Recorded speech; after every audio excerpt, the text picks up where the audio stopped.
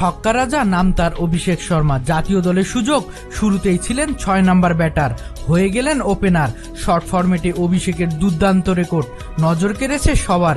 এবারের এশিয়া কাপে ফাইনালে ভারতের ফাইনালের দৌড়ে অভিষেক যেন এক লাগামহীন ঘোড়া। প্রতিটি দলের বোলারদের করেছেন ছন্নছাড়া।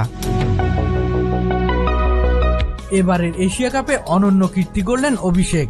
শুক্রবার সুপার 4-এর শেষ ম্যাচে শ্রীলঙ্কার বিপক্ষে 31 বলে করেছেন 61 রান। এই রানের সুবাদে এশিয়া কাপের টি-20 সংস্করণে গড়লেন সর্বোচ্চ রানের রেকর্ড। মধ্যে 6 ম্যাচে 204 স্ট্রাইক রেটে করেছেন 309 রান। শুধু সর্বোচ্চ রান সংগ্রাহক নন, দ্বিতীয় ভারতীয় ব্যাটসম্যান হিসেবে 3টি হাফ সেঞ্চুরি মালিক অভিষেক শর্মা। এর আগে 2022 সালে 281 রান করেছিলেন পাকিস্তানি ব্যাটার মোহাম্মদ রিজওয়ান। সেই একই টুর্নামেন্টে বিরাট কোহলি 276 রান করে রয়েছেন লিস্টের 3 নম্বরে।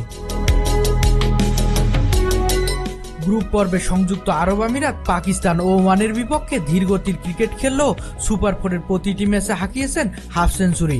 পাকিস্তানের বিপক্ষে 74, বাংলাদেশের বিপক্ষে 75 ও সুপার 4-এর শেষ ম্যাচে শ্রীলঙ্কার বিপক্ষে করেছেন 61 রান। শরীফুল ইসলাম, ক্রিকনেক্স।